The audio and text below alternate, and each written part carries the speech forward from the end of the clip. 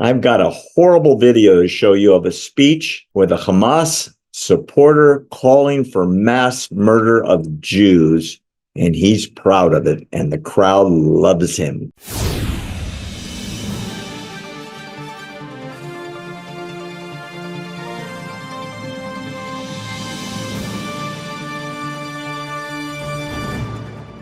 On October 7th, Hamas broke the ceasefire between Israel and the Palestinians living in Gaza. The ceasefire had been there for quite some time. They broke it.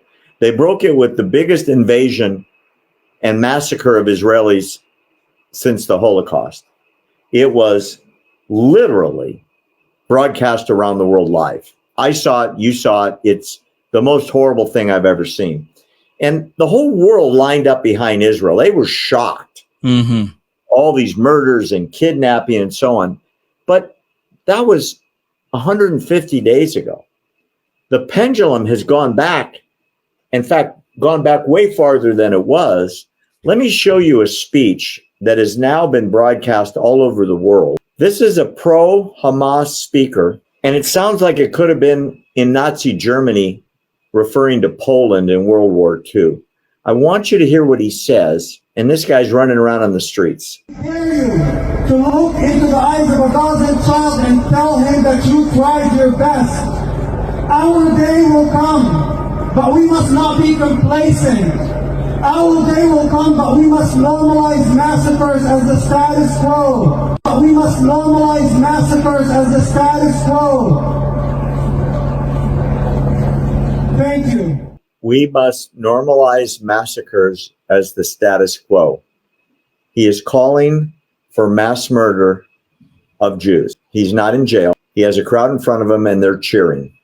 It's all over the internet. I'm stupefied, and it's very difficult to see something like that being publicized all over the world. Yeah. And they're loving him. They're loving him just like they love Aaron that set himself on fire in front of the Israeli embassy.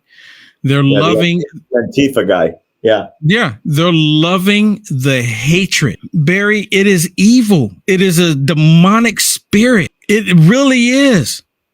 It really is. And because we walk around in these fleshly bodies, a lot of people can't make that connection, because I'm willing to bet that he probably never had the conversation with that guy, Aaron. But that guy, Aaron, still set himself on fire for his cause, for their cause. And people say, well, it's just a mental illness. No, it's they call it mental illness. That's what man calls it, because a lot of men are disconnected from the true living God. They're disconnected from actually seeing what's actually happening. So they say, well, it's just a mental illness. No, it's a demonic spirit, and it is absolutely real. Him calling for, killing Israelis as if it's a good thing. It should be normalized. What in the world? What was normalized, Barry, and I brought it up before, and I keep bringing it up. What was normalized is that they were constantly shooting thousands and thousands of rockets in Israel, and no one in the world was talking about a ceasefire. They weren't screaming ceasefire in the world. You didn't hear the United Nations talking about a ceasefire. You didn't hear anybody talking about a ceasefire. The only time they talked about a ceasefire when Israel said, okay, we've had enough. Joe Biden stepped in and said, okay, wait a minute, now we're going to do ceasefire, because they saw Israel was going to wipe them out.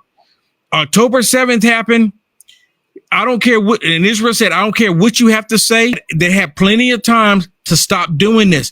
And let me bring this up too really quick if I can, because they're always talking about Gaza Strip being an open air prison. Really? It's an open air prison. If it's an open air prison, then how come they can sneak rockets in, but they can't sneak people out? Make that make sense. It's the most idiotic thing ever. These people have nothing but hatred in their heart.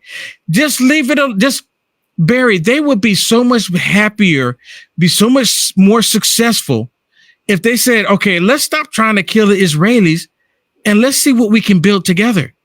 But they can't do that. As I've said, when I got a tour of the Gaza Strip area by the commanding general in the Israeli Defense Forces, he told me that most of southern Israel was built by Palestinian laborers that used to cross the open border every day from Gaza. And they were friends until Hamas took over. Before Hamas was in power in 2005, There were no rockets. There were no incursions. There were no murders. When Hamas took over, remember, Hamas's slogan on their scarves is "to the death" in Arabic. That's their motto. It's not like, let's build a good place. Let's make jobs. Let's build back better. Let's make Gaza great. No, their slogan is "to the death." Yeah. Meaning they will fight until they're dead or Israelis are dead. That's their goal, and that's their political slogan. And it's not a secret. It's in their charter. Yeah, it really is. And this is the same group of people that said death is sweeter than honey. Same group. Same group. Absolutely.